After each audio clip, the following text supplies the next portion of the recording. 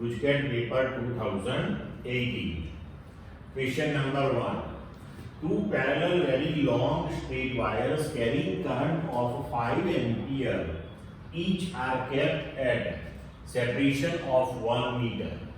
If the current are in the same direction, the force per unit length between them is how much Newton per meter? mu0, that is given to you. Now see, we have the equation for the force between two parallel current carrying wires, that is F equal to mu0 I1 I2 upon 2 pi d into L. But here we want to find the force per unit length. So take length on left hand side. So we can write force per unit length, that is mu0 I1 I2 upon 2 pi d. Now both the wires are carrying the same current, 5 ampere, 5 ampere. So I1, I2, 5. Okay. Now mu0 upon 2 pi. So mu0, that is 4 pi into 10 raised to minus 7 upon 2 pi. So directly you can write that is 2 into 10 raised to minus 7. D, that is the separation between two wires, that is given to you 1 meter. So substitute the values, you will get the answer 5 into 10 raised to minus 6. Now, whether the force is attractive or repulsive, because here we have two answers related to this one. Now see, these two wires are carrying the current in the same direction. So when the currents are in the same direction, then the force will be attractive one, and therefore your final result, that is B. Clear? Now question number 2. A very long straight wire of radius R carries a current I. Intensity of magnetic field B at a point lying at a perpendicular distance A, where A is less than R from the axis, is proportional to what? Means here you have to find the magnetic field at a point which is inside the conductor. Okay. Now in theory we already studied this thing. If you take the point which is inside the conductor, then here we can write as per Ampere's circuital law, integration B dot dl, that is mu0 sigma I. Now we have to find the current enclosed by this area equal to pi a square. Now see here, B. Now we consider the Amperian loop with radius equal to a, then integration dl, that is 2 pi a, that is equal to mu0. Now current, so total current in the conductor, that is I, radius of the conductor, that is R. So we can say the total current is flowing through the total cross sectional area pi r square. Therefore current per unit area, that is I upon pi r square. Therefore in cross sectional area pi a square, how much? So multiply by pi a square. Now resultantly you will get B, that is mu0 I 2 pi r square into a. Here this pi cancel, a cancel, means mu0 I 2 pi r all are constant. So we can say B proportional to a. So your answer, that is D. Clear? Now question number 3. A substance is placed in a non-uniform magnetic field. It experiences weak force towards the strong field. Then the substance, that is paramagnetic substance. In theory we studied this thing. In non-uniform magnetic field, the paramagnetic substances experiences the weak force towards the strong field region. So from theory directly you can give the answer. Question number 4. The relation between BH, BB and B is what?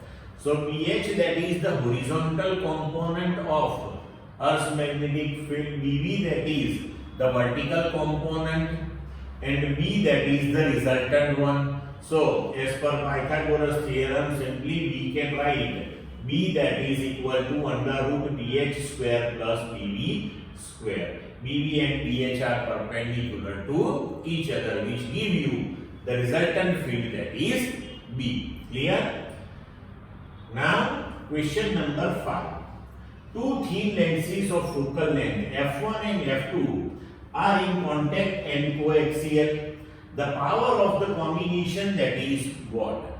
So we have the equation for the resultant focal length, that is 1 upon f equal to 1 upon f1 plus 1 upon f2. But resultant focal length 1 upon f itself, that is called power p. So we can write 1 upon f, that is equal to f1 plus f2 upon f1 f2, and that is the power of the combination. Clear? Now question number 6. On decreasing the wavelength of incident light from 8000 angstrom to 4000 angstrom, the intensity of the scattered light in Rayleigh scattering will become how many times the initial scattered intensity? So we know this thing in theory. It is given to you the intensity proportional to 1 upon lambda raised to 4. So we can write the final intensity upon initial intensity, that is lambda I upon lambda f raised to 4. So initial wavelength, that is 8000 angstrom, and final, that is 4000. So 8 by 4 raised to 4, your answer that will be 16, means C. Clear? Now question number 7. A small angled prism of refractive index 1.6 gives the deviation of 3.6 degree. The angle of prism, that is what? Now for the small angled prism, we have the equation, that is, now in this equation, n equal to sine A plus delta m by 2 divided by sine A by 2. Suppose your prism angle that is very much small, then in that particular case, we can write sine A plus delta m by 2, that is nearly equal to A plus delta m by 2, and sine A by 2, that is nearly equal to A by 2. As per, if theta is very small, then we write normally sine theta, that is nearly equal to theta. Now here, A plus delta m by 2 divided by A by 2 cancelled, means we will get A plus delta m upon A. So we can write now from this equation delta m, that is n minus 1 into A. Now deviation given to you, that is 3.6 degree. Refractive index is 1.6 given to you. Substitute the values and then after find out A, your answer will be 6 degree, means B. Clear? Now question number 8. A plano-convex lens is made of a material having refractive index 1.5. The radius of the curvature of curved surface is 60 cm.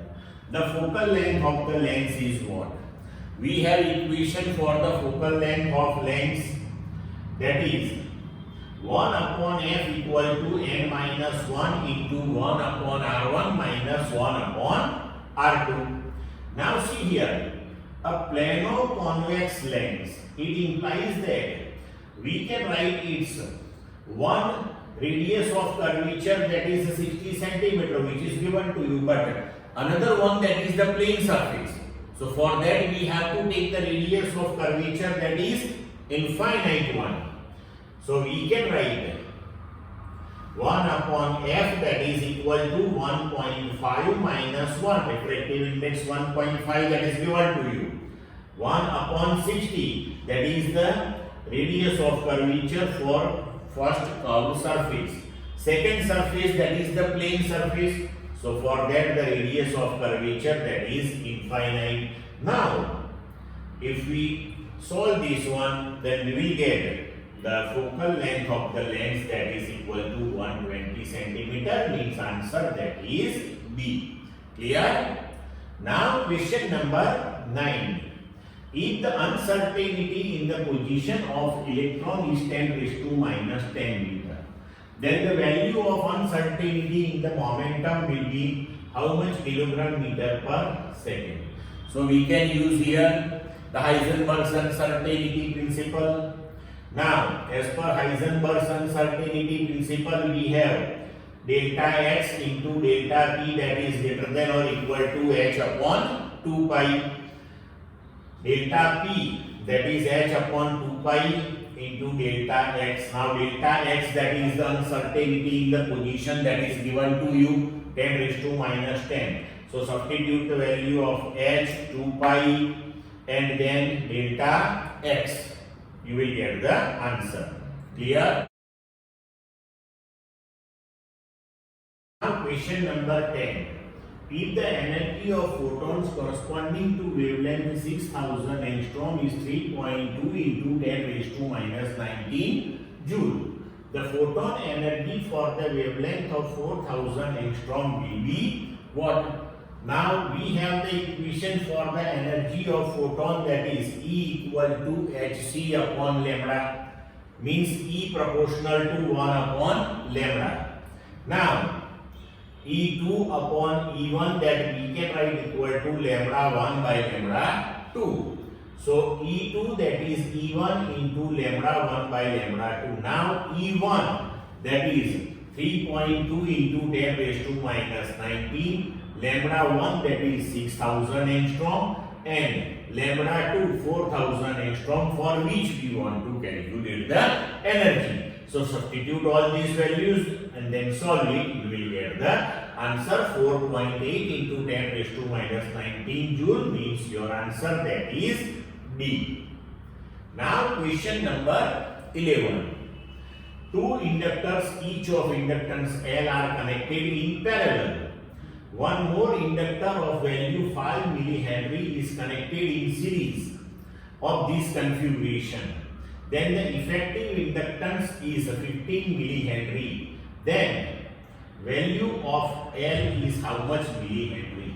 Now in theory we studied this thing. We know the combination of inductors follow the rule for the combination of resistances. As we discussed for resistances, in series combination, the resultant is R equal to R1 plus R2 plus R3 and so on. Similarly, for inductors also, the resultant inductance in series combination, that is L equal to L1 plus L2 plus L3 and so on. And similarly, in parallel combination. Now here it is given to you two inductors, each of inductance L are connected in parallel. It implies that two inductors with inductance L are parallel, and then with it 5 millihenry, that is in series. So resultant of this parallel combination, that is L by 2.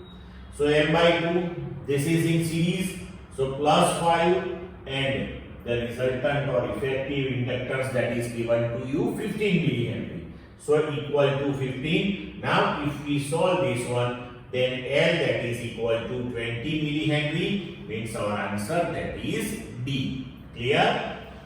Now question number 12.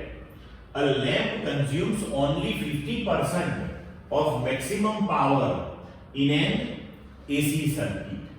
What is the phase difference between the applied voltage and the circuit current?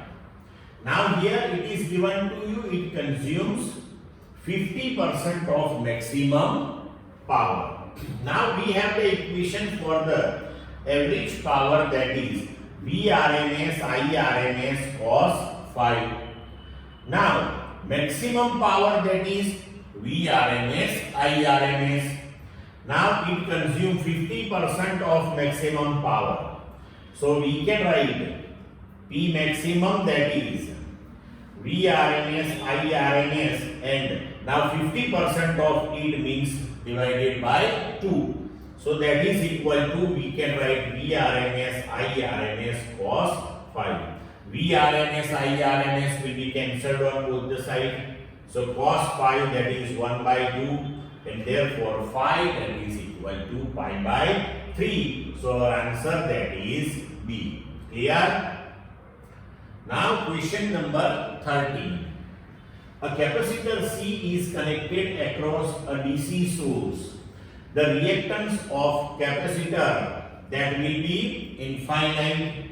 Say, capacitive reactance, that is given by Xc equal to 1 upon omega C. But omega for DC source, that is 0. So here we can write 1 upon 0. So Xc, that is infinite. Now question number 14. The dimensional formula of mu 0 epsilon 0 is what? So in theory we studied this thing. The equation for the velocity of light, that is given by c equal to 1 upon under root mu 0 epsilon 0. Now if we take square on both the side, then we can write c square equal to 1 upon mu 0 epsilon 0. And if we make mu 0 epsilon 0 subject, then we can write mu 0 epsilon 0, that is equal to 1 upon c square. It implies that dimensional formula of mu 0 epsilon 0, that is the dimensional formula of 1 upon c square. See, that is the velocity of light. It implies that. Now we can write the dimensional formula for c, velocity, that is m0 L1 t minus 1, square of it is there. So answer, that is m0 L2 t minus 2. So our answer, that will be now 1 upon c square. So now you have to take reciprocal of it. Therefore finally your result will come to m0 L minus 2 t2. Clear to all of you? So mu 0 epsilon 0 have the dimensional formula m0 L minus 2 t is to 2. Now question number 15. Match the column 1 and column 2. Interference, Brewster's law, Mahler's law, total internal reflection. And in column 2 it is given to you coherent sources, mu equal to 1 upon sin C, mu equal to tan theta p, I equal to I0 cos square theta. Now see, interference. So for interference, coherent sources are must. If the sources are not coherent, then you will not get the interference. Means one that is associated with P. Now 2, Brewster's law. So Brewster's law, that is mu equal to tan theta P. That is for polarization. Now Mahler's law give you the intensity for the polarized light, I equal to I0 cos square theta. And for total internal reflection, we have the relationship between refractive index and the critical angle, that is mu equal to 1 upon sin C. It implies that our answer, that is B. Clear to all of you? So this is the answer. Now question number 16. Frequencies of various radiations are given as FV, that is for visible light, FR, that is for radio waves, FUV, that is for ultraviolet waves. Then which of the following is true? Now we know the wavelength lambda for ultraviolet, that is less than the wavelength of visible light, that is less than the wavelength of radio waves. Now wavelength and frequency inversely proportional to each other. Therefore frequency of ultraviolet, that is greater than frequency of visible, that is greater than frequency of radio waves, and therefore our answer, that is B. Clear? Now question number 17. Wavelength of the characteristic X-ray depends on which property of the target? That depends on the atomic number of the target. In theory, it is given to you. Okay. Now, question number 18. The energy of the fast neutrons emitted in the nuclear fission reactor is approximately 2 MeV. In the theory of reactor, it is given to you. Okay. Now, question number 19. In radioactive reaction, Zxa to Z plus 1 X1A to Z plus 2 X2A to Z X3A minus 4 to Z plus 1 X4A minus 4. Successive emissions of particles is what? Now see here. Let's think about the reaction step by step.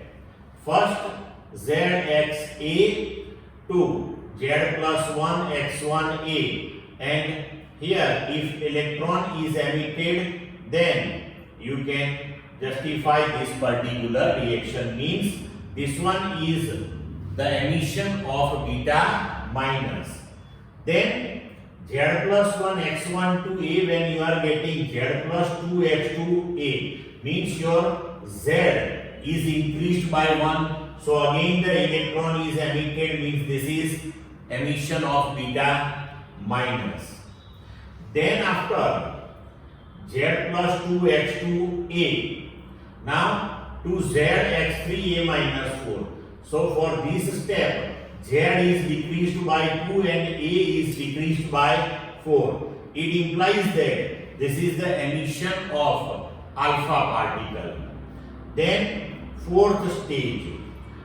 Now Zx3 A minus 4 to Z plus 1 X4 A minus 4 means atomic mass number is not changing, but Z is increased by 1. It implies that again this is the emission of electron, so that is beta minus 1. Means your answer is D, beta minus alpha and beta minus. Clear to all of you?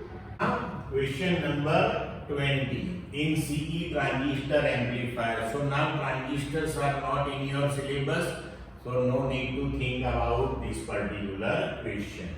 Okay.